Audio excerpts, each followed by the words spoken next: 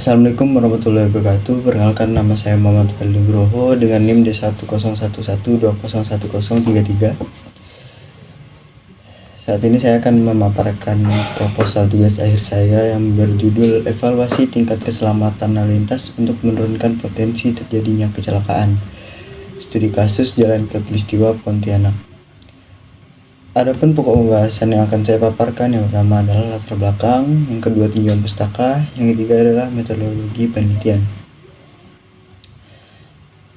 Latar belakang, lokasi penelitian kali ini adalah di Jalan Khatulistiwa yang berada di Kecamatan Pontianak Utara, Kota Pontianak, dengan panjang jalan yaitu 6,7 km, fungsi jalan sebagai jalan arteri primer, dan status jalan dari Khatulistiwa adalah jalan nasional. Berdasarkan data kecelakaan yang didapat dari Satlantas Polres Kota Pontianak, jumlah kasus kecelakaan pada tahun 2018 di Jalan Khatulistiwa adalah 19 kasus, 2019 28 kasus, 2020 23 kasus, dan 2021 20 kasus. Kemudian 2022 sebanyak 23 kasus. Kemudian kondisi lapangan yang ada di Jalan Khatulistiwa, foto pertama menggambarkan di sekitaran Jalan Khatulistiwa terdapat pabrik-pabrik besar yang mengakibatkan keluar masuknya kendaraan sehingga dikhawatirkan dapat mengganggu kinerja lalu lintas yang ada di Jalan Khatulistiwa. Kemudian di foto kedua, pada Jalan Khatulistiwa terdapat tikungan yang sebelumnya tidak memiliki tanda atau rambu lalu lintas yang dikhawatirkan hal ini dapat mengakibatkan atau mempengaruhi keselamatan lalu lintas yang ada di Jalan Khatulistiwa. Pada foto yang ketiga menggambarkan kepadatan lalu lintas yang ada di Jalan Khatulistiwa pada jam-jam sibuk. Selanjutnya pertanyaan penelitian. Yang pertama, di mana saja lokasi yang rawan terhadap kecelakaan di ruas Jalan Khatulistiwa Pontianak? Yang kedua, bagaimana karakteristik kecelakaan lalu lintas pada ruas Jalan Khatulistiwa Pontianak? Yang ketiga, bagaimana kinerja jalan, kondisi jalan, geometrik jalan, dan fasilitas pelengkap jalan pada lokasi black spot. Yang ketiga, bagaimana upaya untuk menurunkan angka kecelakaan pada ruas Jalan Khatulistiwa Pontianak. Selanjutnya, tujuan penelitian. Yang pertama, menganalisis lokasi yang rawan terhadap kecelakaan di ruas Jalan Khatulistiwa Pontianak. Yang kedua, meninjau karakteristik kecelakaan lalu lintas pada ruas Jalan Khatulistiwa Pontianak. Yang ketiga, menganalisis kinerja kondisi jalan, geometrik, dan fasilitas pelengkap jalan pada lokasi black spot. Yang keempat, memberikan solusi untuk menurunkan angka kecelakaan pada ruas Jalan Khatulistiwa Pontianak. Selanjutnya, pembatasan masalah penelitian. Yang pertama, evaluasi tingkat keselamatan jalan dilakukan pada ruas Jalan Khatulistiwa Pontianak. Yang kedua, data kecelakaan lalu lintas yang digunakan diperoleh dari Polres Kota Pontianak. Yang ketiga, karakteristik lalu lintas yang ditinjau adalah volume dan jenis kendaraan yang melintas, kecepatan kendaraan, kondisi jalan, geometrik jalan, dan kelengkapan sarana jalan. Pokok pembahasan yang kedua, tinjauan pustaka. Keselamatan lalu lintas berdasarkan Undang-Undang Nomor 22 Tahun 2009 Pasal 1 Ayat 31. Keselamatan lalu lintas adalah suatu keadaan terhindarnya setiap orang dari risiko kecelakaan selama berlalu lintas yang disebabkan oleh manusia, kendaraan, jalan, dan atau lingkungan. Adapun keselamatan lalu lintas memiliki prinsip-prinsip, yaitu yang pertama self-explaining, yaitu infrastruktur jalan mampu memandu pengguna jalan tanpa komunikasi. Yang kedua, infrastruktur jalan mampu menciptakan kepatuhan tanpa peringatan. Adapun prinsip yang ketiga yaitu forgiving road, yang berarti infrastruktur jalan yang mampu meminimalisir kesalahan pengguna jalan dan meminimalisir tingkat keparahan korban kecelakaan lalu lintas. Selanjutnya, identifikasi daerah rawan kecelakaan. Daerah rawan kecelakaan ini dibagi dua, yaitu black site dan black spot. Penelitian ini analisis daerah rawan kecelakaan atau black site menggunakan metode equivalent accident number. Berdasarkan Departemen Permukiman dan Prasarana Wilayah 2004 memiliki persamaan EAN sama dengan 12 MD tambah 3 dikali LB ditambah LR ditambah K, di mana MD adalah korban meninggal, LB adalah jumlah korban luka berat, LR adalah jumlah korban luka ringan, K adalah jumlah kejadian kecelakaan lalu lintas dengan kerugian material, di mana pada setiap jenis korbannya dilakukan pembobotan, di mana korban meninggal memiliki bobot 12, korban luka berat memiliki bobot 3, korban luka ringan memiliki bobot 3, dan jumlah kejadian lalu lintas memiliki bobot 1. Kemudian dilakukan batas kontrol atas atau BKA dengan persamaan BKA sama dengan C ditambah 3 akar C, di mana C adalah rata-rata angka kecelakaan, di mana angka kecelakaan di sini adalah nilai dari equivalent accident number. Kemudian analisis titik rawan kecelakaan black spot. Black spot memiliki ciri yaitu di sebuah persimpangan atau bentuk ruas jalan spesifik seperti jalan pendek atau jalan panjang yang biasanya tidak lebih dari 0,3 km atau 300 meter. Adapun analisis black spot pada penelitian ini menggunakan metode kumulatif sumari atau kusum, di mana langkah-langkah untuk menentukan nilai kusum yang pertama yaitu mencari nilai mean dengan persamaan W sama dengan sigma XI per L kali T, di mana sigma XI yaitu jumlah kecelakaan, W yaitu nilai mean, L jumlah stasiun, T adalah waktu atau periode. Kemudian mencari nilai kusum itu sendiri dengan persamaan di S1 sama dengan XI dikurang W, di mana S1 adalah nilai kusum di tahun pertama, XI yaitu jumlah kecelakaan per ruas tahun pertama. Kemudian dilakukan untuk di tahun kedua yaitu S2 sama dengan S1 ditambah XI dikurang W, di mana S1 yaitu nilai kusum tahun pertama, S2 nilai kusum tahun kedua, XI jumlah kecelakaan per ruas tahun pertama, dan W masih sama itu dengan nilai mean. Kemudian dilakukan perhitungan ulang untuk tahun-tahun berikutnya. Kemudian dilakukan analisis karakteristik kecelakaan, di mana karakteristik dari kecelakaan dibagi yang pertama berdasarkan kelas korban, yang kedua berdasarkan jumlah kecelakaan di tiap segmen, yang ketiga berdasarkan waktu kejadian, yang keempat berdasarkan jenis kelamin, yang kelima berdasarkan umur korban, yang keenam berdasarkan tipe tabrakan, yang ketujuh berdasarkan tipe kendaraan yang terlibat. Kinerja lalu lintas pada lokasi black spot. Yang pertama, volume lalu lintas, yaitu jumlah kendaraan yang melewati suatu ruas jalan dalam kurun waktu tertentu tanpa memindahkan arah dan jalan. Dicari dengan persamaan Q sama dengan N per T, di mana Q adalah volume lalu lintas, N adalah jumlah kendaraan yang melintasi jalan, T interval waktu pengamatan. Kemudian derajat kejenuhan, di mana derajat kejenuhan berdasarkan pedoman kapasitas jalan Indonesia 2023 digunakan untuk menentukan tingkat kinerja segmen jalan, di mana nilai DJ yang mendekati 0 menunjukkan arus yang lengang. Persamaan dari derajat kejenuhan yaitu DJ sama dengan Q per C, di mana DJ yaitu derajat kejenuhan, Q adalah volume lalu lintas, dan C adalah kapasitas jalan. Kemudian kapasitas jalan. Kapasitas adalah volume lalu lintas maksimum yang dapat dipertahankan sepanjang suatu segmen jalan tertentu atau persimpangan selama 1 jam dalam kondisi tertentu yang melingkupi geometri, lingkungan, dan lalu lintas. Adapun persamaan untuk mencari kapasitas jalan yaitu C sama dengan CO dikali FCIJ dikali FCPA dikali FCHS dikali FCUK, di mana C adalah kapasitas jalan, CO adalah kapasitas dasar, FCIJ adalah faktor koreksi kapasitas akibat perbedaan jalur atau jalur lalu lintas. FCPA adalah faktor koreksi kapasitas akibat memisah arah lalu lintas dan hanya berlaku untuk tipe jalan tak terbagi. FCHS faktor koreksi kapasitas akibat kondisi hambatan samping. FCUK adalah faktor koreksi kapasitas akibat ukuran kota. Kemudian untuk kinerja lalu lintas diperhitungkan kecepatan, yang dimana di sini adalah kecepatan arus bebas.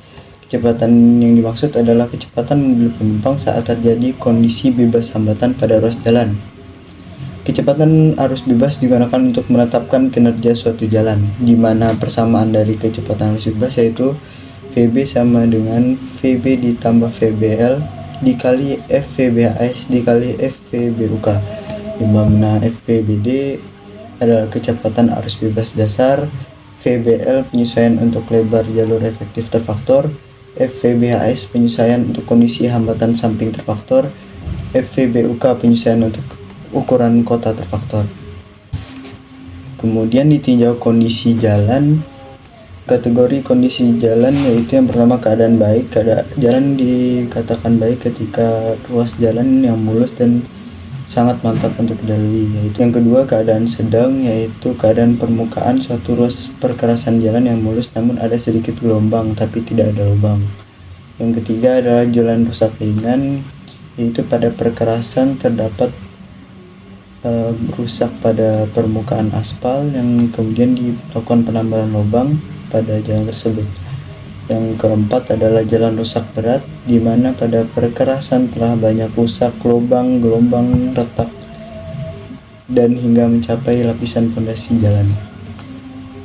Kemudian ditinjau geometrik jalan, di mana geometrik jalan meliputi penampang bintang jalan, penampang memanjang, dan aspek-aspek lain yang berhubungan dengan bentuk fisik jalan.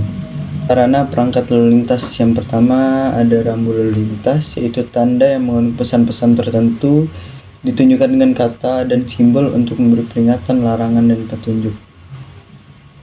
Kemudian ada marka jalan. Marka jalan adalah suatu tanda yang berada di permukaan jalan atau di atas permukaan jalan yang meliputi peralatan atau tanda yang membentuk garis membujur yang berfungsi untuk mengarahkan arus lalu lintas dan membatasi daerah kepentingan lalu lintas. Kemudian alat pemberi isyarat lalu lintas, yaitu perangkat elektronik yang menggunakan isyarat lampu yang dapat dilengkapi dengan isyarat bunyi untuk mengatur lalu lintas.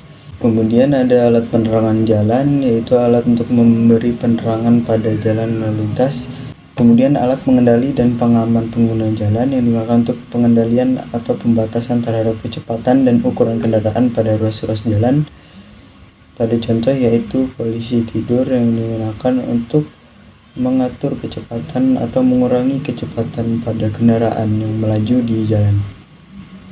Yang keenam, alat pengawasan dan pengamanan jalan yang berfungsi untuk melakukan pengawasan terhadap angkutan barang dalam memenuhi ketentuan tata cara pemuatan, daya angkut, dimensi kendaraan, dan kelas jalan.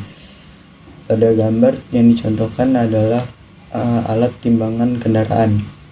Kemudian fasilitas lainnya, fasilitas-fasilitas pendukung yang diberikan selain kepada pengguna jalan kendaraan bermotor. Pada gambar dicontohkan yaitu diberikan fasilitas pada pengguna jalan yang menggunakan sepeda. Selanjutnya metodologi penelitian. Lokasi penelitian yaitu di Jalan Khatulistiwa, di mana Jalan Khatulistiwa berada di Kecamatan Pontianak Utara, Kota Pontianak, Kalimantan Barat. Di sini tergambar bahwa letak Jalan Khatulistiwa di lingkupan Kota Pontianak. Kemudian layout dari Jalan Khatulistiwa, tata guna lahan untuk bangunan di sekitar Jalan Khatulistiwa terdapat terminal, terdapat gudang-gudang, terdapat pabrik, sekolah, permukiman, dan pertokoan. Selanjutnya data yang diperlukan dalam penelitian terdapat dua, yaitu data primer, data sekunder. Di mana data primer yaitu volume lalu lintas, hambatan samping, kecepatan kendaraan, kondisi jalan, kelengkapan sarana jalan, dan geometrik jalan. Teknik pengumpulan data primer ini yaitu dilakukan observasi atau survei lapangan, di mana yang pertama dilakukan survei volume lalu lintas dilakukan oleh 2 orang dengan 1 orang mengamati pergerakan kendaraan dari A ke B dan 1 orang lainnya mengikuti pergerakan kendaraan dari arah sebaliknya. Yang kedua, survei dilakukan selama 3 hari, yaitu hari kerja dan hari libur. Kemudian hasil pengamatan lalu lintas data pada formulir pencacahan lalu lintas. Kemudian survei kecepatan kendaraan yang bertujuan mengetahui kecepatan kendaraan yang melintasi black spot Jalan Khatulistiwa. Survei dilakukan menggunakan speed gun dengan mengambil 10 sampel per jenis kendaraan. Kemudian survei geometrik jalan dan kondisi jalan yang dilakukan untuk mencatat bentuk fisik jalan, kondisi jalan, bagaimana kondisi perkerasan jalan, dan lebar bahu jalan. Kemudian survei kelengkapan jalan, yaitu dilakukan pada black spot, ditinjau perlu atau tidaknya penambahan kelengkapan jalan.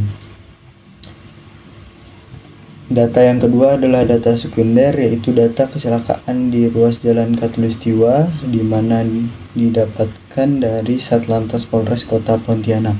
Kemudian langkah dari analisis datanya, data kecelakaan yang telah didapatkan yaitu kemudian dianalisis untuk mendapatkan black site, di mana black site dibagi beberapa segmen, yaitu satu segmennya sepanjang 1 km. Kemudian dicari angka kecelakaan di tiap segmen. Selanjutnya perhitungan menggunakan metode equivalent accident number, lalu pengurutan segmen dengan nilai EAN dari tertinggi sampai terendah. 3 segmen dengan peringkat tertinggi dan melebihi batas kontrol atas akan dilanjutkan ke analisis black spot. Kemudian setelah didapatkan black site, dilakukan analisis black spot dengan langkah-langkah yang pertama segmen yang diambil dari analisis black site akan dibagi menjadi beberapa segmen kembali dengan panjang per segmen 300 meter. Kemudian mencari angka kecelakaan tiap segmen. Yang ketiga, perhitungan menggunakan metode kumulatif summary atau KUSUM. Kemudian dilakukan analisis kinerja jalan pada lokasi black spot, yaitu derajat kejenuhannya dan kecepatan arus bebas.